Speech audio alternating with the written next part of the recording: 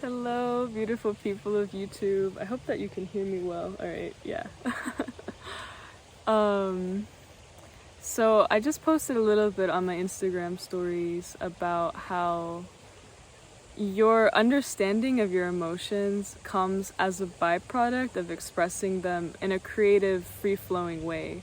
And so I want to use this video a little bit to elaborate on that idea and explain what exactly I mean and what does it look like, you know? So for me, there's a big, I think there's a big distinction that we need to make first, which is there's a big difference between art therapy and art. So I think that a lot of people don't express themselves artistically because they think that they need to make a work of art, when in reality that's not true.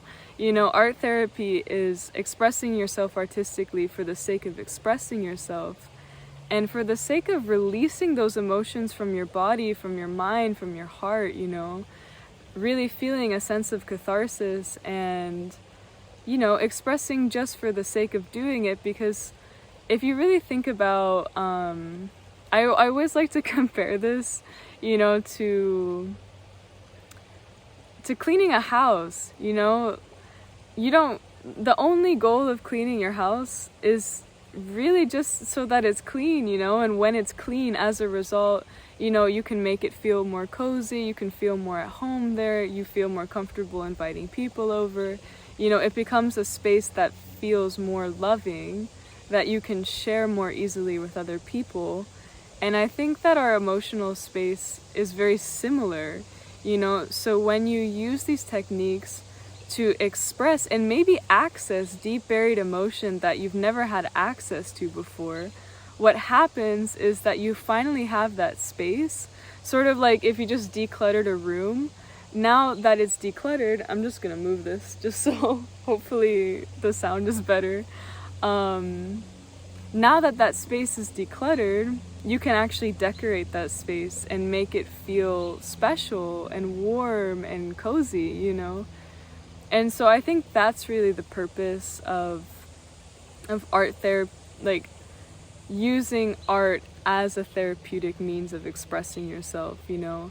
And I think that therapy in the end, actually what it means is, the definition of therapy is to become whole, you know, and or to fix something, to tend to something, you know, to give space for something to unify again, you know. So if something has felt broken or off or weird, is like to give it a space for it all to come back together. And I think that that's a really beautiful approach to life. I don't think that therapy is just something that you do in a session. I think that we constantly have the opportunity to be in therapeutic spaces, like, you know, here.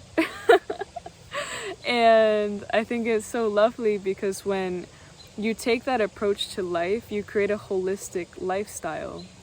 And so I think that art therapy is a part of that, you know. I think that art therapy gives you a space in the same way that, you know, when you exercise, you feel like, oh, I just feel so good, I just released a lot of things.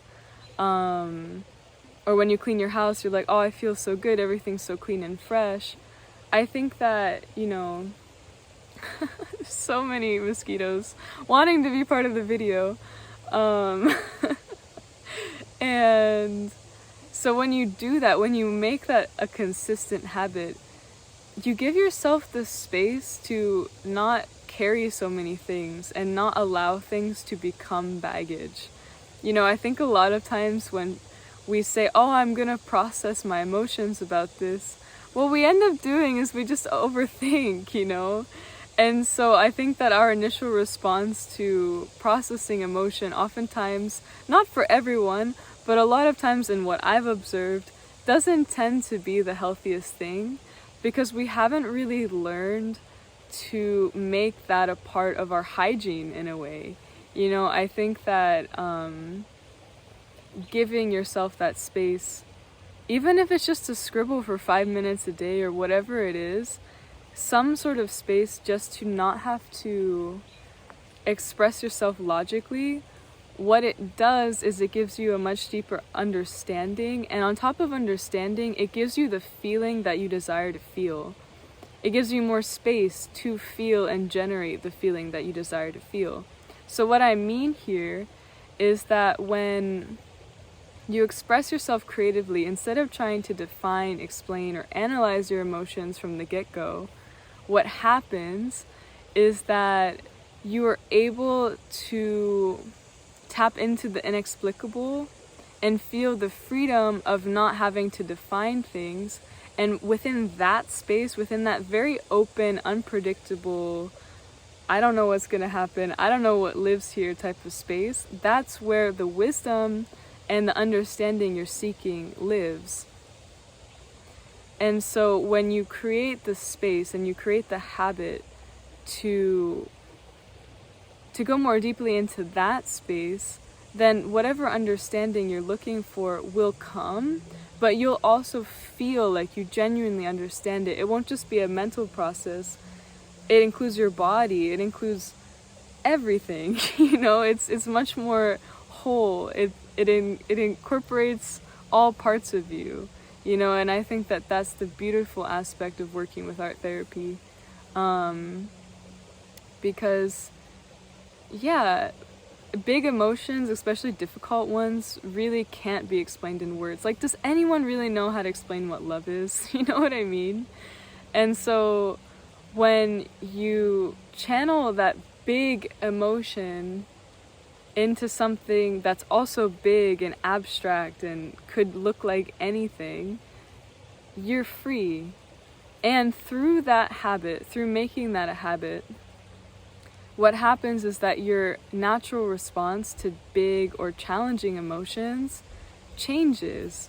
So instead of instantly reacting with, why is this happening? Oh my gosh, this is a crisis. Like, you know, how you'll react instead is, oh, I'm open to this. You know, I'm open to experiencing this. It might not feel comfortable or pleasant.